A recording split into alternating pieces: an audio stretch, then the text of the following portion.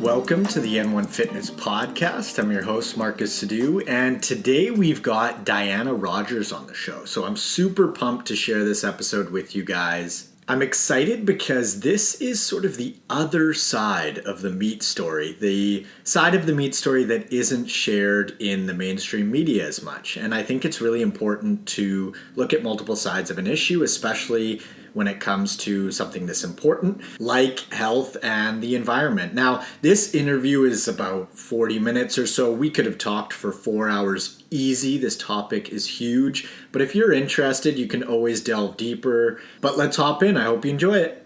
Diana, welcome to the show. Thanks so much for making the time. Thanks, Marcus. I'm so happy to be here.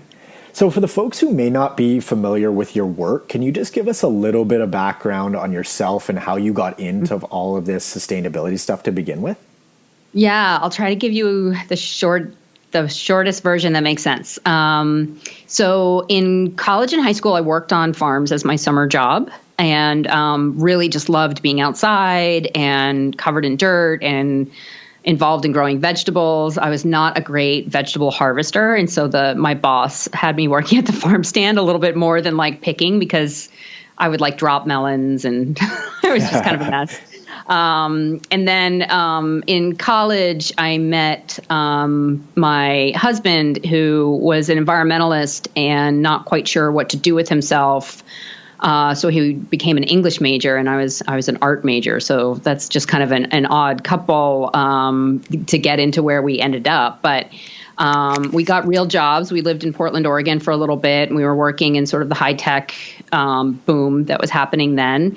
And he, in particular, was miserable. Like, I thought it was kind of fun working in an ad agency, but he actually hated every second of market research and making money for all these high-tech companies. And he was just like, I want to be outside. I don't want to be in a cubicle. This is awful. And so he read a book called by an author called Wendell Berry. And the book was The Unsettling of America, Culture and Agriculture. And that changed his life. So it was like me reading The Paleo Solution. It just, really set him on a whole new trajectory. And so he decided to quit his job, go back to school for a master's in soil science, and get a job on a farm to learn how to drive a tractor and all the practical things you need to know. And so for the last 18 years, we've been living on an organic farm. And we sort of incorporated animals into the mix as part of the fertility cycle, because we realized that you actually can't grow vegetables unless you have animals as part of your system. So you're either like going to get manure from a horse farm or buy bone meal and blood meal and feather meal from, other places in bags, or you can actually just have the animals right on your farm. So that's the farming end of it. And then I also had a health journey, that kind of went along with this, where I found out actually, I guess when I was 26, that I had celiac disease, which answered a lot of issues that I had when I was growing up, being very sick as a kid. And but going gluten-free helped, but it didn't help all the way. And it wasn't really until I went paleo that all my blood sugar issues were fixed, and my guts really got much better. And so I decided to go back to school to become a dietitian. And now I have a nutrition practice, and, because of that in my life on the farm and all this talk lately about sustainable diets and the focus on a vegetarian or vegan diet as being the best for sustainability and, some people think for health, I thought that I might offer a completely different perspective to that based on everything I've noticed on the farm and through my nutrition practice, just upping people's intake of protein and that sort of solving, issues with weight loss and blood sugar regulation and gut stuff. I mean, it's just really great when you increase someone's protein, and almost no one comes to me eating an optimal amount. And so a few years ago, I decided to write a book and really focused on sustainability and diet, and how those two, like this ancestral template that a lot of people in the paleo keto world sort of apply to nutrition, and also then apply it to agriculture. And it's the same exact idea. It's the same worldview. It's like, we should be eating what we ate before the agricultural revolution, and we should also be farming how we farmed basically before the agricultural revolution, and really looking at grazing animals as one of our best tools to mitigate climate change. There's so much misinformation, as you know, nutritionally about meat causing cancer and diabetes and obesity, but the same can be said for all of the vilification environmentally of animals. I'm not a huge believer in industrial confinement raising, but I do think that animals, especially grazing animals, are absolutely critical. I mean, especially in a place like Canada, right, where you just can't grow lettuce all year round. The traditional diets of the people there are largely meat-based, and there's a reason for that. And so, I have an easy sell in places like Canada because it just makes more sense to folks there. So that's in a nutshell. So I've got this film and a book. The film kind of grew out of my desire to reach more young people who wouldn't likely pick up a heavy book that was full of science. And so, these plant-based documentaries that are basically propaganda are being shown in schools here in the U.S. As like part of science class. And it's really disturbing. I see a lot of nutrition cases of young people getting very sick by not eating well and falling prey to a lot of this misinformation that's being perpetuated by the animal rights movement. And so I wanted to offer them a version of this story that was easily digestible. It was told in a media format that they're very comfortable learning from. Yeah, that's so cool. And I think that's a big reason why I was so attracted to your message, in the sense that you are living this. You're a dietitian. You also have your own organic farm that you're running. Like, you are getting your hands dirty. You're walking the talk. So I think that really lends itself for you as far as people listening to what you're saying, because you're really practicing this stuff. Yeah, and I don't use my platform too much to like sell folks stuff. I'm very careful about who I partner with. I only partner with companies that I really, really believe in, and I try to be as authentic and truthful as I can with all my messaging. Yeah, that's great. Now, right out of the gate, let's just get this one out of the way, because I need to know: will eating meat give me cancer, diabetes, and make me an all-around shitty person? So there's a lot of misinformation. And I found that even people who are sold on eating meat have cut down on their meat eating because they're worried about it. And they've been hearing, meat's going to give you cancer or heart disease and all these other things. But when you really look at the research, this is all based on population studies, just observational studies where they take food journals from people, where they've asked them, how much meat did you eat in the last 18 months? Things like that are known to be inaccurate. People lie. They're much more likely to report what they think is healthy food, and much more likely to say that they exercise more than they do, less likely to remember that they smoke and drink, things like that. And so when you do compare the average vegetarian to the average omnivore, and don't factor in all these different lifestyle factors that a typical vegetarian has, like, a typical vegetarian is more likely maybe to do yoga, drink less, all these healthy things, eat more fruits and vegetables, which is a good thing, compared to your typical omnivore, which, might be following a standard Western diet, eating a lot of processed foods, maybe not exercising as much as a typical vegetarian. You're going to see a bump in health in the vegetarian population, but they have done studies where they've adjusted for all those lifestyle factors, and they found absolutely no difference at all in longevity between vegetarians and meat eaters. They've also done studies looking at health food shoppers, so people that shop at health food stores. And so in that population, you're looking at similar lifestyles. So people that shop at health food stores tend to be healthier than the general population. And again, they found no difference at all in longevity between people who eat meat and people who don't. Right. So as far as the longevity goes, when you sort of equal out and balance everything out, there's no difference. Some folks, think that we should do away with meat altogether because, quote unquote, we can get all the protein and nutrients we need from plants, so why not? How do you typically unpack that statement? So I admit that there does seem to be some people that do very well with minimal or no meat in their diet. However, I think for most people, you can only benefit from the additional nutrients you can get from meat in a whole food form. So taking supplements is not the same as eating food in its real form. We know this because, for example, vegan B12 supplements actually increase your need for B12. They're not a solution for a B12 deficiency. We know that, there was a case of a mom who was vegan. She was taking B12 supplements. She was exclusively breastfeeding her baby, and it had permanent neurological damage, permanent brain damage from a B12 deficiency, even though she was taking the supplements. And Wow. So I get very nervous as a mother and as a dietitian. I think it's fine for an adult to experiment, a healthy adult, maybe you can get away with it. There's a lot of genetic factors that come into play and a lot of, gut health factors. I'm somebody who can't really eat a raw kale salad. It's just, years of celiac have really trashed my intestinal health. And so when I eat vegetables, they generally have to be cooked. But, some people are just, they're born with, a really good set of genes that allows them to convert things like beta carotene into retinol, which almost half the population can't do very well.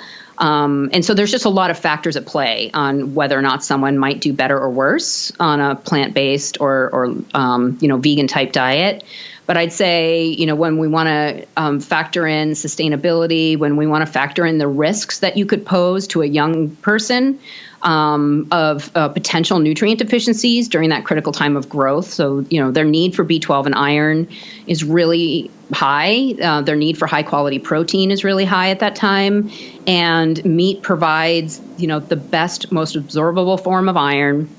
You would have to eat pounds and pounds of kale or spinach, rather, to get the same iron that you can get in a small piece of meat. And anyone who's a parent knows how much kids love spinach and how hard it is to actually get them to sit down and eat large amounts of things like spinach.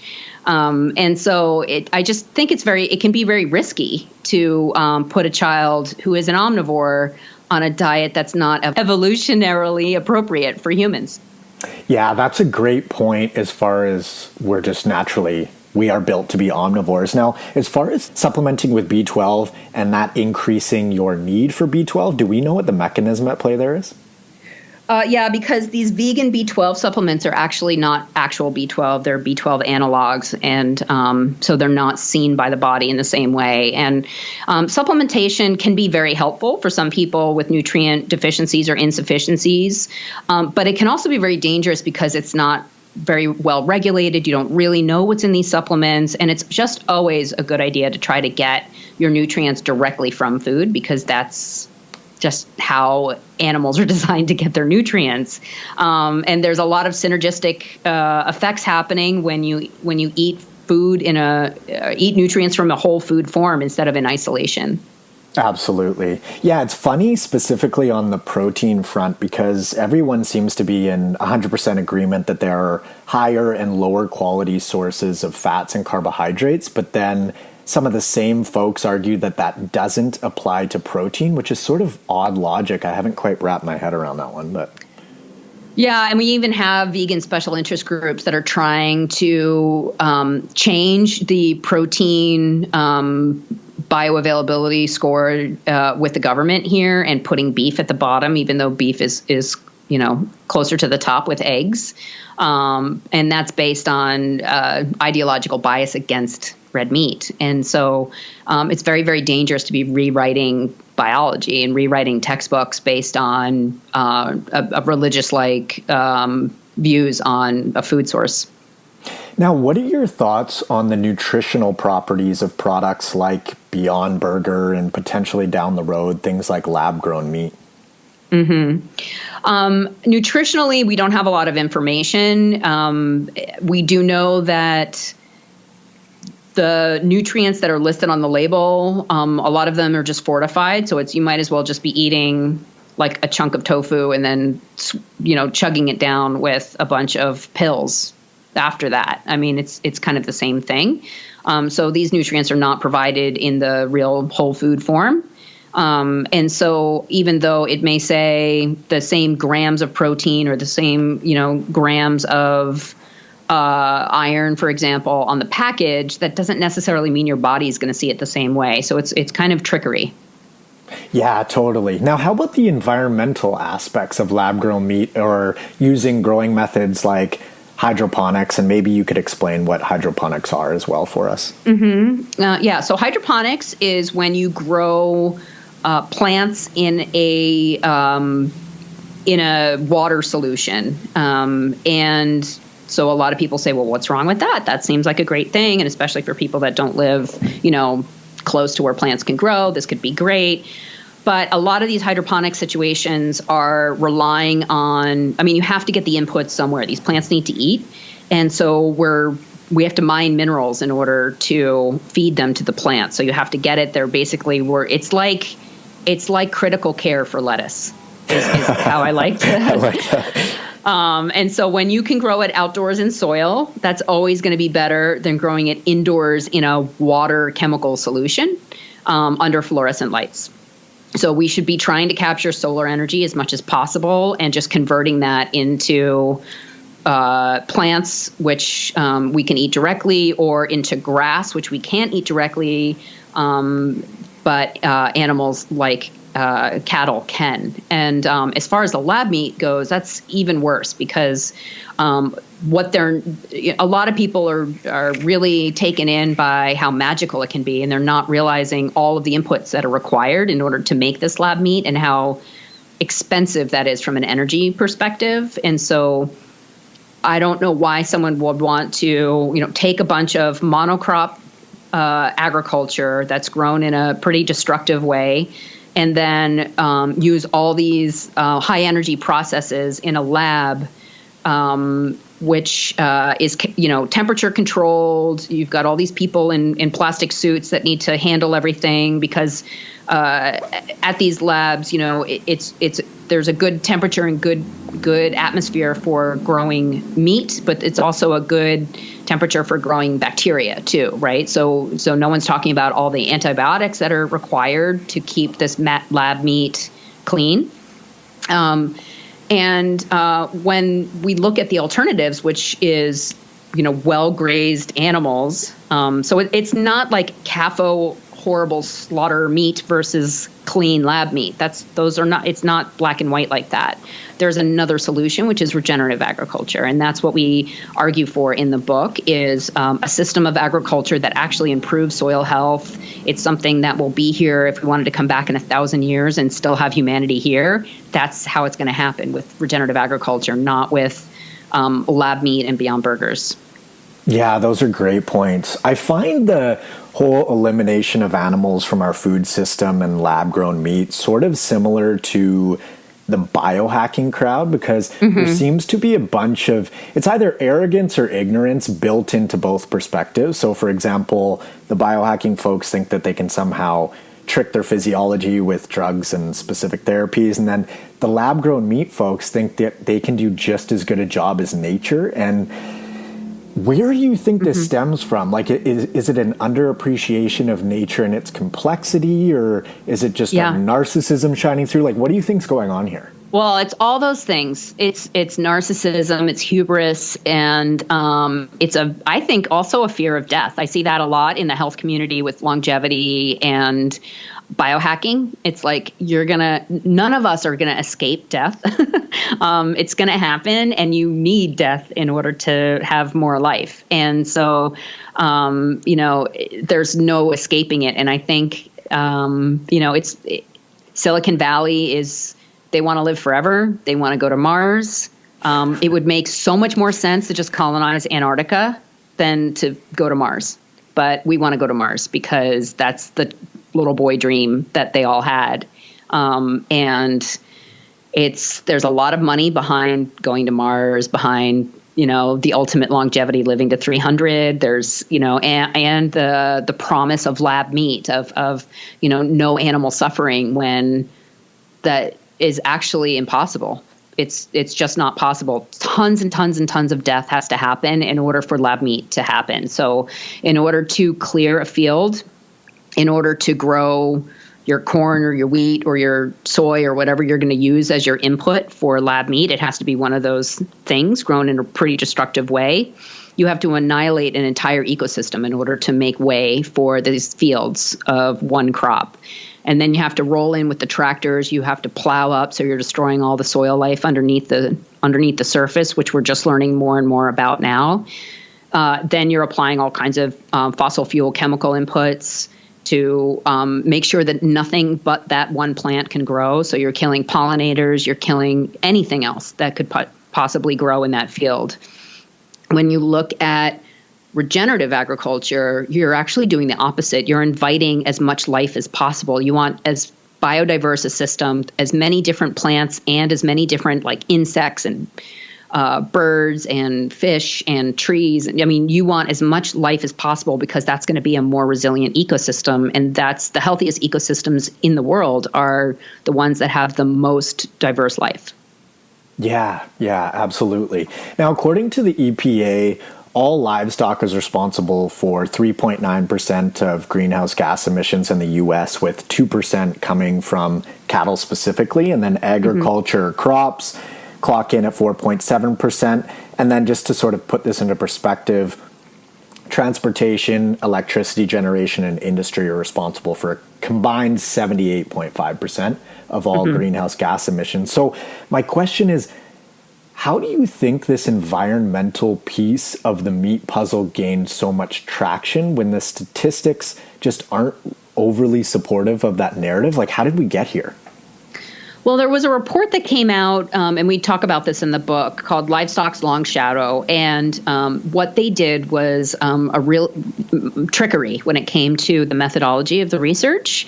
And so they looked at the entire life cycle of a cow. It's called life cycle analysis. And so they looked at everything that's required to grow the feed, to transport the animals, to process the animals, to get them to the stores. So there's a lot of different components to that. And they came up with a number of 14.5% of greenhouse gas emissions on a worldwide level. But then when they looked at transportation, and conveniently left out a lot of other things like commercial and energy generation. So they looked at just transportation, but they only looked at tailpipe emissions. So just what's coming out of the back of the plane or of the car. So they didn't look at any of the energy required to mine the metals, to build the car, to ship those cars from Japan to the US or Canada. They didn't look at any of that stuff. They just looked at what is being burned in terms of fossil fuels when you actually drive the car, which is 14%. So when you look at just tailpipe emissions, so if you were to look at for cows what they're belching, so it's not actually cow farts, it's belching from the ruminant process. That's only 5% worldwide of greenhouse gas emissions compared to 14%. But in the previous scenario where they were saying 14.5%, the media loved that, because then they were saying that livestock is responsible for more greenhouse gas emissions than the entire transportation sector. And so the media just loves glomming on to things like that. The plant-based community loves statistics like that and twisting things. And so the number's a little higher worldwide, only because compared to the U.S., where it's only 2%, in a lot of other countries where they have less industry, less fossil fuels from transportation, for example, where cars outnumber people, like in Brazil or in places like India, where there's a lot of cows walking around that actually aren't even being used for food. They're sacred there, yeah. Sacred cows, yeah. So, and actually, there's huge issues going on in India right now with people being killed for even being rumored to have meat in their homes. So that's a whole nother issue that we actually address in the film too. But So in some other countries, cattle are a larger percentage compared to transportation because they just don't have as much transportation happening as we do in the U.S.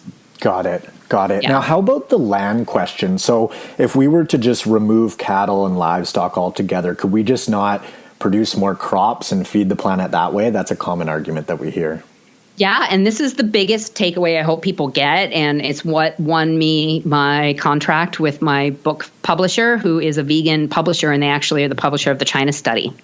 So the idea that you can just take cattle off land and just plow it up for more potatoes or carrots or apple trees is completely false. So what people don't understand is that most agricultural land is not suitable for cropping because it's either too cold, too hot, too dry, too rocky, too hilly, or there's not adequate rainfall or irrigation options for good crop growth. And so most of our agricultural land that we have in the world is really just only usable for grazing animals like cattle and goats and sheep and camels and, all the other animals that actually can convert these very fibrous grasses and shrubbery into protein. And so if we were to remove ruminant animals from our food system, we would actually just have a gaping hole in our food system and of the highest quality, most nutrient dense food in our food system. So it would be a huge tragedy if we went down that line of just killing all the ruminant animals and just thinking that we could survive on just cropping alone. Right. You mentioned rainfalls. I've noticed that you differentiate between green, blue, and gray water, which I think is super important. So can you just explain the whole water-beef relationship for us? Sure. So there's some memes on the internet saying that, your quarter-pound burger was 10 bathtubs full of water, wasted water, right? That's not actually true. So there's different ways of measuring water. There's green water, which is rainfall that would have come down anyway. So it's like saying by standing in the parking lot, I'm wasting 10 gallons of water just because it's raining in the parking lot where I'm standing, right? And then there's blue water, which is aquifers and lakes and irrigation that you are actually utilizing to grow something. And then the gray water is wastewater. And so when you look at the water that you need in order to produce a pound of beef, most of that water, even in feedlot finished beef, is green water. So in feedlot finished beef, 94% of the water footprint for that meat production is green water. And in grass-fed beef, it's 97% green water. So that's just water that's already in the grass, that's coming down from the clouds. I mean, that's just naturally occurring water, whether or not that animal was there or not. The blue water footprint is very, very small. And if you were to compare the blue water footprint, so what you need to actually, what would be, quote unquote, wasted, beef is actually more efficient than a lot of other foods that we eat, like avocados, rice, sugar, and walnuts.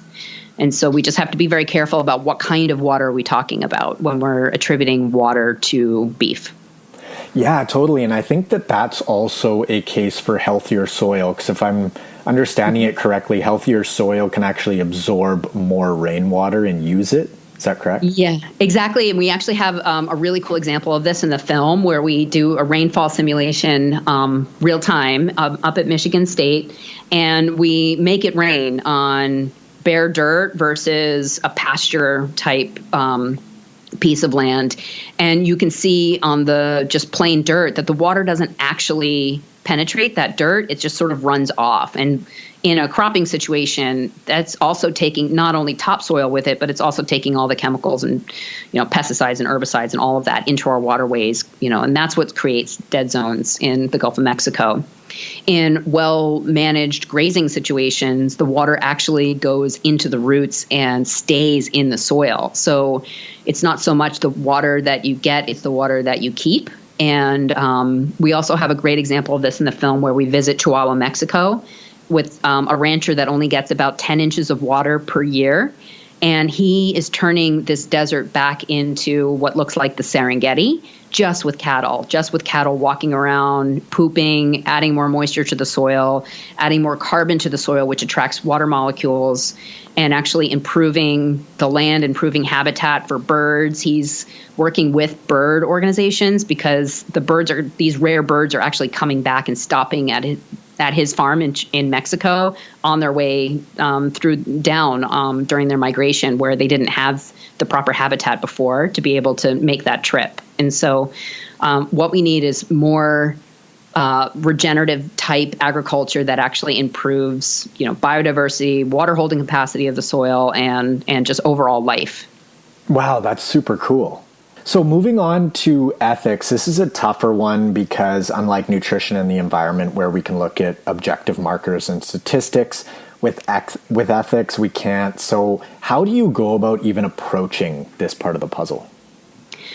So I don't think that you can really have a proper ethical debate without understanding food production and nutrition. And so that's why we did those two chapters first, because you can't just say, well, it's bad to kill animals if you don't understand that a vegan type diet could actually potentially kill more animals than just eating one large ruminant, which can provide almost 500 pounds of meat, versus a diet completely based on, industrial agriculture, which annihilates ecosystems and destroys soil health.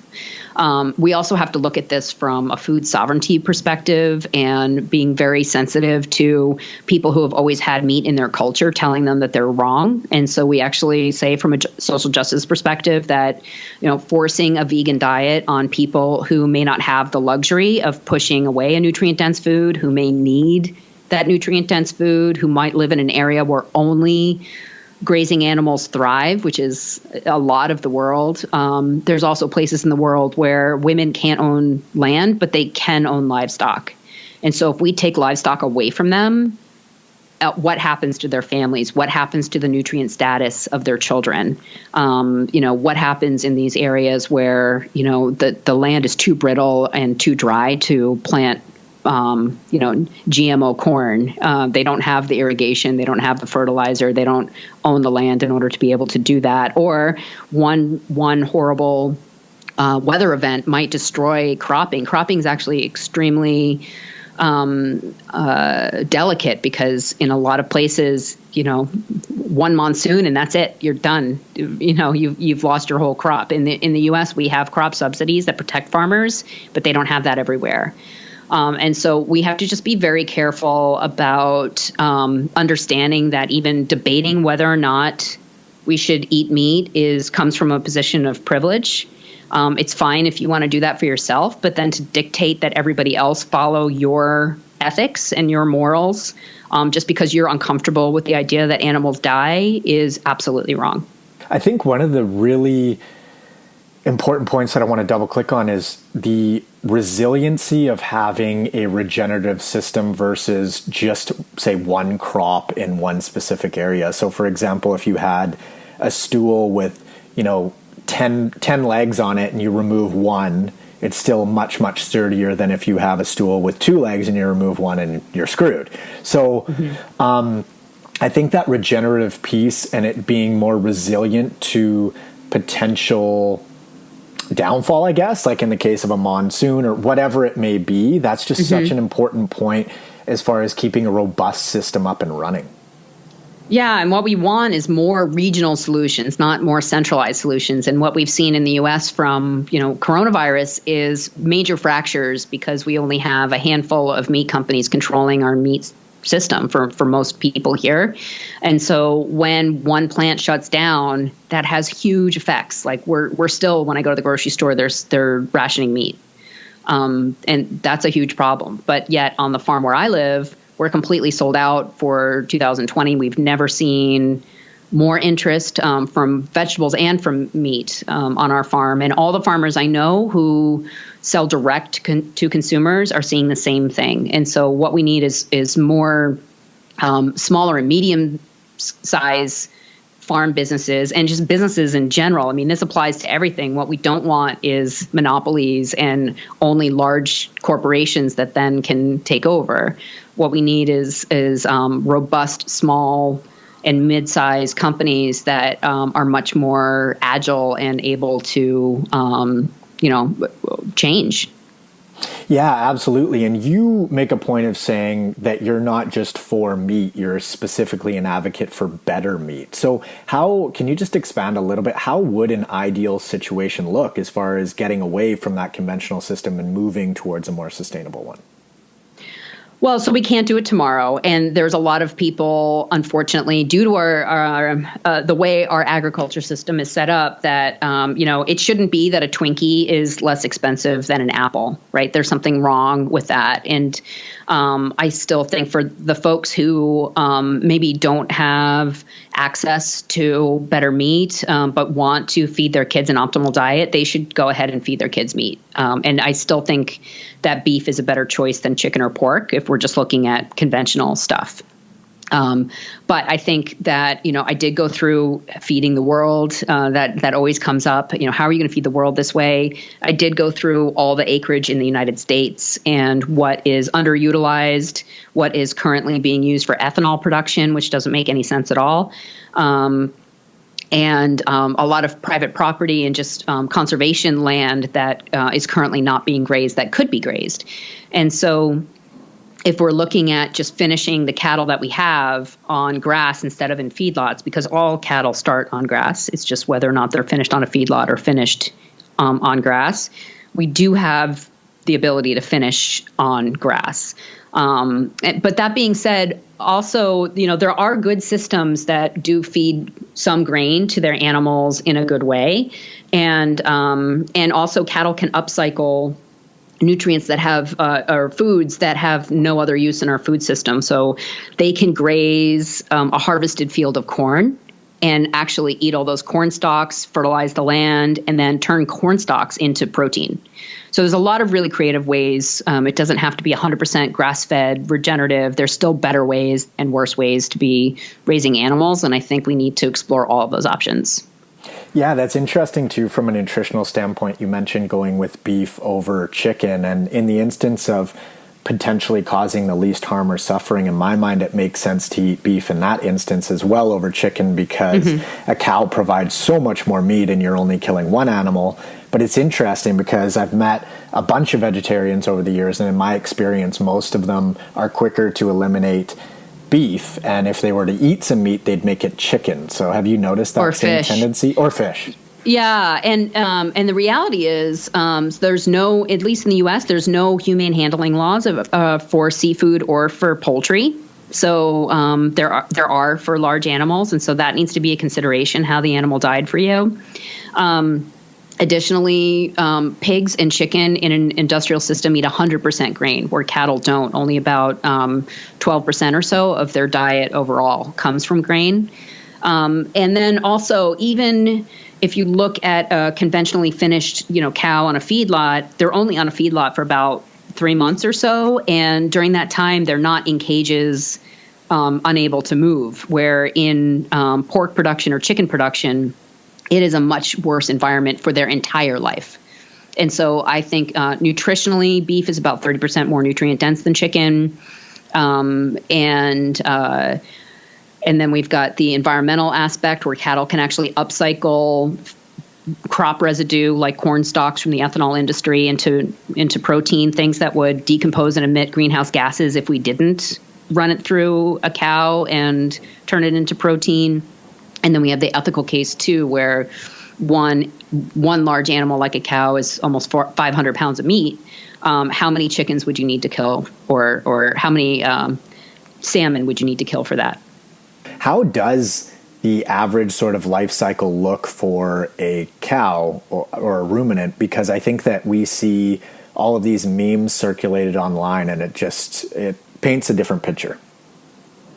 Right. So the mama cows are out on pasture. They have their babies. The babies stay with their moms in a beef cow situation. It's different in dairy, of course, with the veal industry. But in a beef cattle situation, the babies stay with their moms. And then then become stockers and eat more grass. And then they're either finished on a feedlot or finished on grass. And so the feedlot, it's not necessarily indoors. It might just be covered or it might be open. So it's not like they're going into a factory necessarily.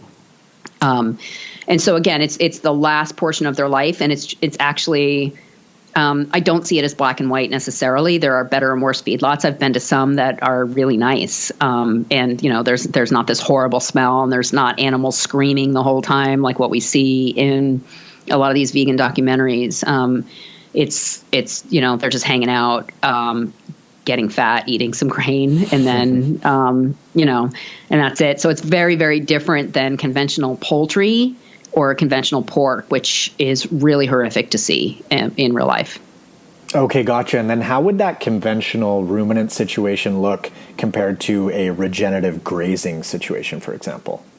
Yeah, so just because a cow is grass-fed doesn't mean that it's necessarily regenerative. So there's a couple different ways, and we have a really great animation in the film that explains this difference really quickly. So you can either have your animals on the same piece of pasture for the entire season, or you can be moving them constantly in smaller sections. But so it's the same amount of land, but you just break it up into smaller sections and you rotate them around. And so the problem with continuous grazing, where they're on the same piece of land for, let's say, the whole summer, is that these animals are then overgrazing their favorite patches of grass, undergrazing maybe the thistle or the other plants that they don't like as very, very much. And so that ends up making the plants that they really like die because they're overgrazed so that, it kills the roots. Also, parasites can take over. So if one animal has worms, then all the animals get worms, and it's just a big mess. So you end up with overgrazed areas and undergrazed areas. In a regenerative system where you're moving them frequently, so some people call this holistic management or mob grazing, you're actually breaking up a large field into many, many different smaller paddocks, and you're moving them. Sometimes it's several times a day. Other times it's, once every few days. But that actually allows the animals to intensively graze one area. They graze all of it. So the thistle, the buckthorn, everything gets grazed evenly. And then they're quickly moved off. And moving them off allows that patch of grass or that field a chance to recover properly. And that's how you build soil health and sequester carbon is during that rest period. Before we get to where folks can find out more about you, the book, the film, is there anything that we didn't touch on today that you'd like to mention to my listeners? Sure. So, the book is available for pre-order right now. And for folks who do pre-order it, we have some really cool bonuses that we're offering, including interviews that we didn't put in the film. So 7 interviews that didn't make it into the film just because I shot so many. And we're also giving away a bonus chapter of the book, a cookbook, and also a preview link to the film. So if folks pre-order the book, we're actually going to send them the film when it's ready, and they'll get to see it before everybody else. So that's pretty cool. We've also created a course called Meat Curious for folks that are maybe ex-vegetarian or vegan, or they've cut down on their meat and they're just really worried about it. Rob and I created a 9-module course that actually walks you through all of this. So basically it's like 9 podcasts all together, one only on ethics, one only on the environment, with really nice slides that explain it to you in a really easy way. So so that's something that we'll also have up on, everyone can find that at sacredcow.info. And then they can also follow me on Instagram at Sustainable Dish. Amazing. I will link to all that stuff in the show notes, and thank you so much for taking the time. I really appreciate it. Thank you so much. I hope you enjoyed that interview with Diana Rodgers. If you're interested in delving a little deeper on this topic, I would highly recommend the book Sacred Cow. I read it, I learned a ton, and if you're not super keen on reading, the film should be out soon as well. Now, if you're interested in personalized one-on-one nutritional coaching and or workout design with me, you can head over to the website at n1fitness.com/coaching. Or feel free to click the link in the show notes below. Also follow me up on Instagram at N1Fitness and on Facebook at Marcus Sadu. Thanks for listening, and I will catch you on the next episode. See ya!